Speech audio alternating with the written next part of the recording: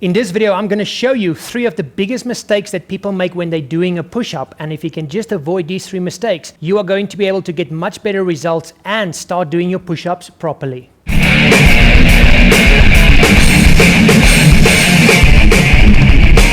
Hey everybody, how you all doing? Peter Carvel here. Now, I still get a lot of questions about, Peter, how do I do a push-up properly? Or Peter, what are the biggest mistakes when it comes to doing a push-up? Because I just don't get the results that I want to get from my push-ups. So if you haven't seen my viral push-up video where I go into painstakingly detail about how to do a push-up properly, you can click there, and I will also put it in the description box below.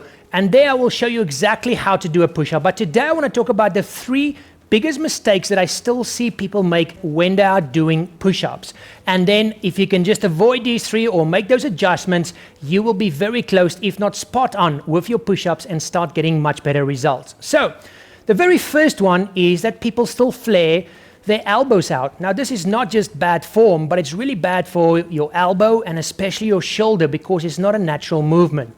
And all you need to do is you need to corkscrew your hands in as you go into a push-up position. And when you do that, it will bring your elbows much closer to your body. We're not talking about close grip push-up here yet, but you just want those elbows and those arms to be much closer to the body. And from here onwards, this is the perfect position for your arms to do a push-up then. And it's as simple as that, guys. So just corkscrew your hands in and you will get to the perfect position.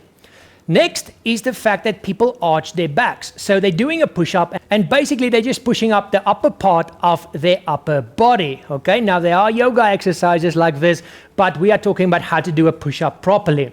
Now the main thing here is the main reason this is happening is because people don't have complete anterior chain tension. In other words, the front of their body isn't nice and tight, and you can achieve this by contracting your quads and contracting your core. And when you do this, you will see that you instantly lift off the floor already if you're just in the bottom position. And from here onwards, you can now do a push-up up and down, and you will see it's a nice straight line. So contract those abs and contract those quads as you start doing a push-up.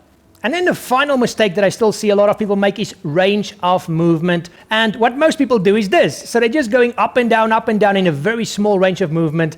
And what you really want to do is you want to go all the way down, just touch the floor with your chest and then push all the way back up. Now, don't worry about locking up your arms. Your arms can't really lock in this position, so you're just fine. But try and go all the way down and all the way up. In fact, when I teach my guys to focus on technique, I will actually let them come all the way up to where a normal push-up would stop and then push even further so they can develop some straight arm scapular strength and getting into that hollow hold plank position.